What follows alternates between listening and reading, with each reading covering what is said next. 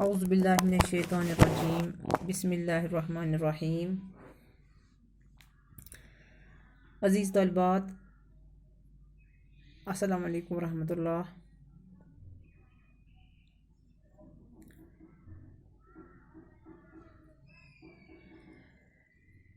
عزیز طالبات، ہمارا جو آج کا موضوع ہے وہ آپ کی نصاب یعنی 10ویں جماعت کے اردو حصہ نثر سے ہے، جو محمد عمر نور الہی کا لکھا ہوا ایک مشہور ڈرامہ جس کا عنوان بور کے لڈو ہے۔ اس موضوع پر آج ہم بحث کریں گے۔ عزیز طالبات، میں آپ کو اس کا یعنی کہ بور کے لڈو جو ہے اس کا میں مختصر یعنی کہ خلاصہ آپ کے سامنے بیان کر رہی ہوں۔ یہ جو ڈرامہ ہے محمد عمر نور الہی کا لکھا ہوا جو یہ ڈرامہ ہے بور کا لڈو، اس کو محمد عمر نور الہی صاحب نے لکھا ہے۔ اس ڈرامے کا جو بنیادی مرکز یا ہم یہ کہہ سکتے ہیں کہ اس ڈرامے کا جو مرکزی موضوع ہے وہ ماحولیات ہے۔ ماحول کا توازن برقرار رکھنے کے لیے پیڑ پودے اہم کردار ادا کر رہے ہیں،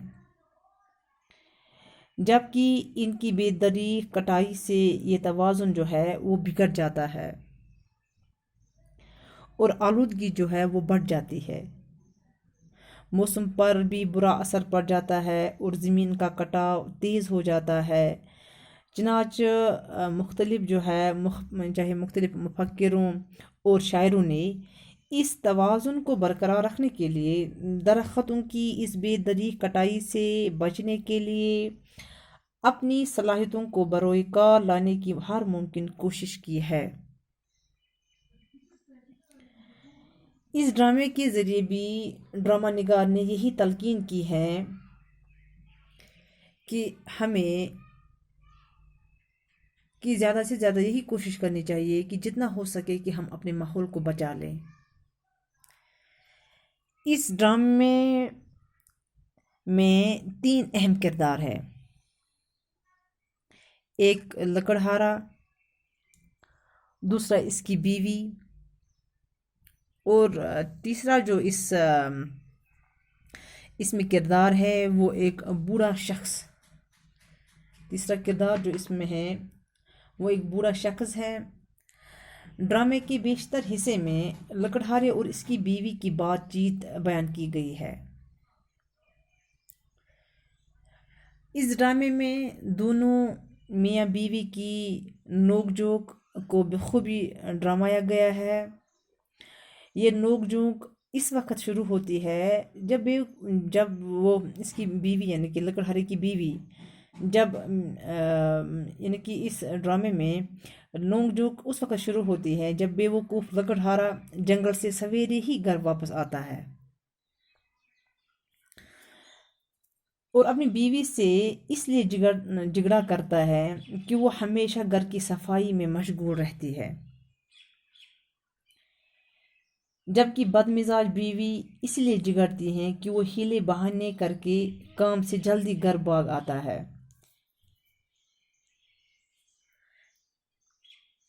لکڑہارا کہتا ہے کہ اس نے جنگل میں جو ہی ایک بڑے سے درخت کو کاٹنے کی کوشش کی تو اس درخت سے ایک آواز آئی۔ کیا آواز آئی؟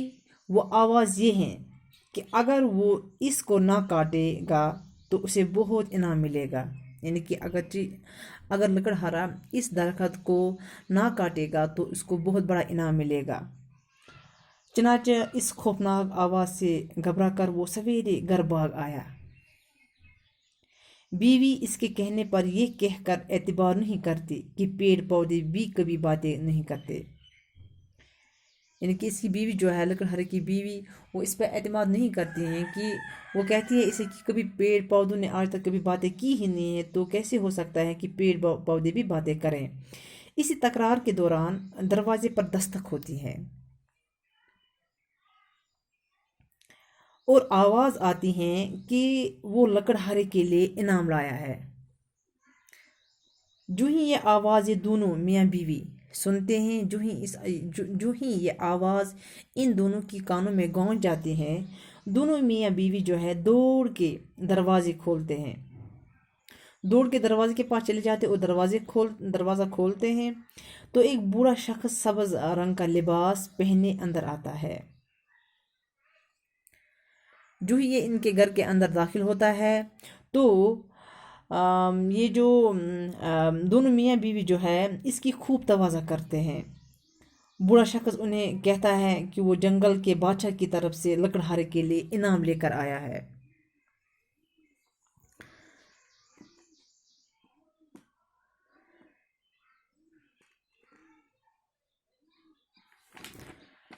جو ہی یہ ان سے یہ بات کہہ دیتا ہے کہ لکڑہارے کے لیے انعام آیا ہے جنگل کے بادشاہ کی طرف سے، کہ اس کی منہ مانگی 3 مرادیں پوری کی جائیں گی لکڑہارے کی، یعنی کہ لکڑہارا جو مانگے گا اس کی 3 مرادیں پوری کی جائیں گی۔ میاں بیوی جو ہے بہت خوش ہوتے ہیں۔ جو اس کی بیوی ہوتی ہے لکڑہارے کی بیوی، وہ کہتی ہیں کہ پہلے اسے یعنی کہ آپ پہلے اسے روپیے مانگے، یعنی کہ اسے جو ہماری پہلی مراد ہیں وہ ہم اس میں یعنی کہ پہلی مراد جو ہے وہ ہم اسے روپے مانگیں گے، لیکن جو بیوقوف لکڑہارا ہے وہ بھوکا ہوتا ہے اور کھانا مانگنا چاہتا ہے۔ چنانچہ دونوں میں انبن ہو جاتی ہیں اور بوڑھا شخص یہ کہہ کر چلا جاتا ہے کہ انعام لکڑہارے کو ملا ہے، اس کی بیوی کو نہیں، اس لیے وہ جو وہ مانگے گا وہی ملے گا، اور یہ کی مراد سوچ سمجھ کر مانگنا۔